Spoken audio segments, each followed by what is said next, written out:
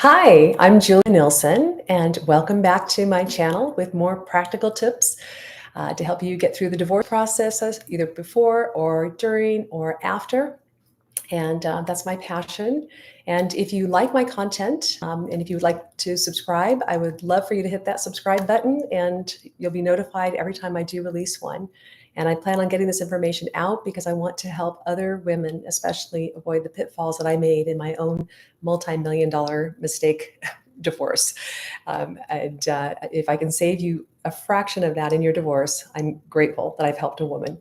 So first of all, before we get started, I just want to reiterate this a million times because regardless of whether you mutually agree to get a divorce, assume that it will not be friendly. And if you don't prepare up front, that could actually cause huge problems later in the divorce process. In my personal case, my former husband and I decided that it would be fast and friendly and fair for the sake of our 4 fabulous kids.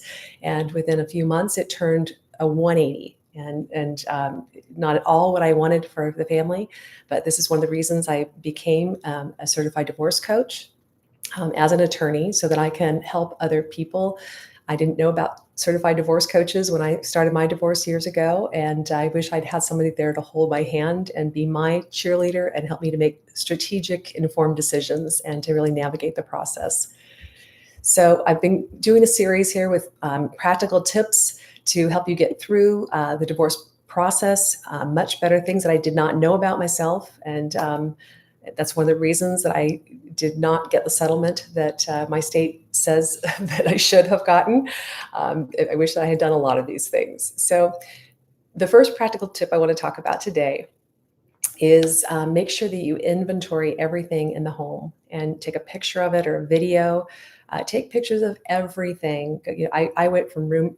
I recommend going from room to room and taking pictures of the furniture, computers, collectibles, hobby items, clothing, vehicles, instruments, any items gifted to you through the years. If you have photos of like a presentation of a new car or something, any sentimental items, make sure you take pictures of all that, photo albums, everything. I hate to say it, but things disappear during the divorce, unfortunately. And I never thought that it would happen in my case, but came home one day and everything was taken that he wanted, basically. And I was left with what remained, and including some of the things that were taken were personal gifts for Christmas, my birthday, through the years. And even during the divorce, he was able to sell a car that he gifted me for Valentine's Day, and unfortunately got away with it. So make sure that you are taking inventory of everything so that you get your fair share, especially if it's a long-term marriage like mine was. So my next practical tip is to watch out for social media, the good and the bad, but check social media for anything that can be used against you. Make sure that you aren't posting things that can be used against you. But also don't air your dirty laundry, right? Your friends and family don't want to hear about the divorce on social media, and it's just tacky. It's just downright tacky. So don't do that. But also, it's really important to check your spouse's social media pages because. And taking screenshots of things that might benefit you if you ever have to go to trial or mediation. For example, if your spouse is saying that there's no money, I have no money, yet he's posting pictures of himself all over the world on 3, 4, 5-week trips, there's a discrepancy there, right? So take a screenshot because people can delete posts later. So make sure that you have that documented if you need it. So my next tip for today is going to let you know or recommend to you to fix anything in the home that needs to be fixed, okay? Repairs made before the divorce are actually part of the community funds, the marital funds. And once you're separated, it could be argued that it's not. So make sure that you're fixing things around the house. Now, this is repairing things around the house. This is not like, doing a new addition, or something.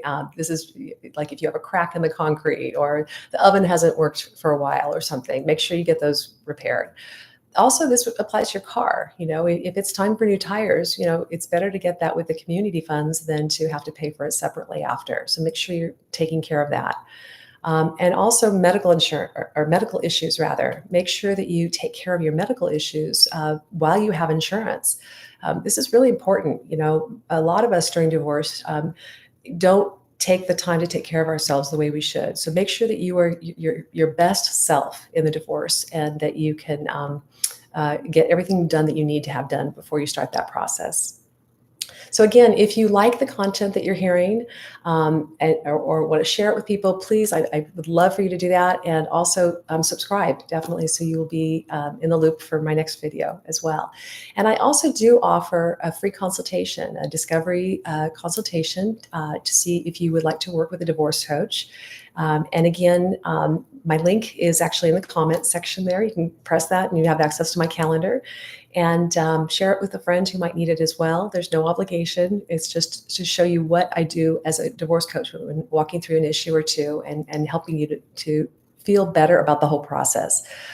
These are also tips that are great for anybody to know, just for married women to know, and also to protect yourselves and to really learn to treat your marriage like a business partnership, not just a romantic one. So with that, I'm going to sign off today, and thank you for chiming in today. And again, hit subscribe if you'd like to stay in touch. Thank you, and have a blessed day.